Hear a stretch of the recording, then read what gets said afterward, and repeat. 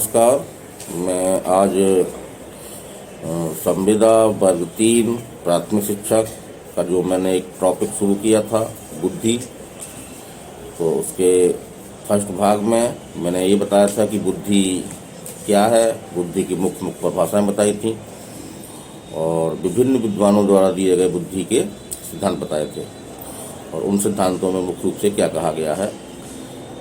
ये मेरा प्रयास पूरा एग्ज़ाम की दृष्टि को लेकर के है, तो एग्ज़ाम पैटर्न के आधार पर जहाँ से क्वेश्चन बनते हैं मैंने वो सभी फैक्ट बताए थे। उस वीडियो को आप पहले देख सकते हैं।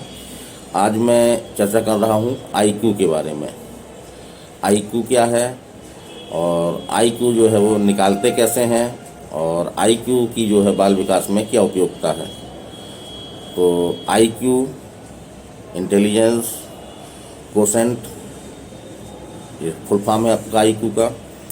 तो आईक्यू निकालने के पहले हम बच्चे की जो है मानसिक आयु निकालते हैं।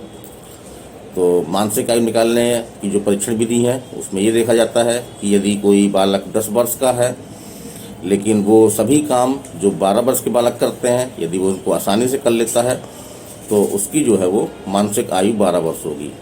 लेकिन मान लीजिए उदाहरण के लिए कोई बालक 15 वर्ष का है लेकिन 12 वर्ष कि बच्चे जो काम कर लेते हैं वो केवल वही काम कर पाता है, उससे आगे काम नहीं कर पाता है, तो उसकी आयु मानसिक आयु जो है वो 12 वर्ष होगी।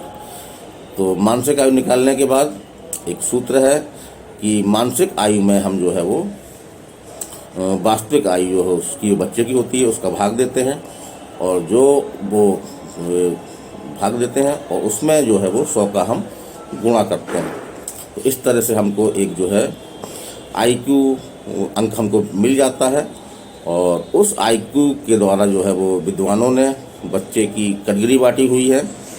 इस संबंध में मैं चर्चा करना चाहूँगा। एक है आपके बैचलर ने एक सारणी दी है, तो इससे क्वेश्चन बनते हैं आपके एग्जाम में। जैसे कि बैचलर महोदय ने ये कहा कि यदि किसी बच्चे का आईक्यू 130 या उससे ऊपर है, किसी बच्चे का आईक्यू अगर 130 या इससे ऊपर है तो उसे जो है प्रतिभाशाली बच्चा कहा जाएगा और उसकी बुद्धि का स्तर जो है वो प्रतिभाशाली माना जाएगा। तो ये क्वेश्चन आया है एग्जाम में, प्रतिभाशाली बालक की आईक्यू का लेवल कितना होना चाहिए, तो 130 या इससे अधिक। तो हम बात करते हैं दूसरा, जैसे किसी बच्चे का आईक्यू जो है वो 120 से लेकर के 129 तक है, ठीक है, 120 से लेकर के 129 तक है, तो उसे जो है वो श्रेष्ठ बुद्धि की कैटेगरी में हम रखेंगे।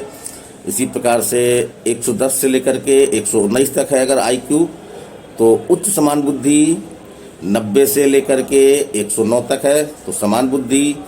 80 से 89 तक है तो मंद बुद्धि और 70 से 89 तक है तो उसको हम जो है वो क्षीण बुद्धि की बालक की श्रेणी में रखेंगे।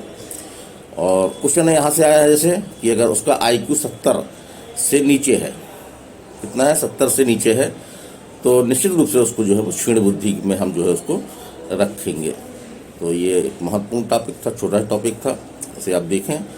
और ये चैनल में ख़ास तौर से मैं इस तरह के जो भी कॉम्पिटिटिव एग्ज़ाम होते हैं जैसे कि प्राथमिक शिक्षक है या आपका अन्य एग्ज़ाम है, नीट है, नर्सिंग है या आपके पुलिस के एग्ज़ाम है, वनडे एग्ज़ाम है, व्यापक एग्ज़ाम है, तो इनसे संबंधित जो भी वैकेंसियाँ आती हैं उनकी जानकारी आपको देता रहता हूँ। और दूसरा प्रयास हमारा रहता है कि कुछ टॉपिक विशेष को बड़ी ही सरल भाषा से मैं इस वीडियो बना करके इस चैनल में डालता हूँ। तो इस चैनल को आप सब्सक्राइब कर लें और लाइक करें और अधिक से अधिक लोगों तक पहुँचाएँ ताकि अधिक से अधिक लोग इससे जो है वो लाभान्वित हो सकें।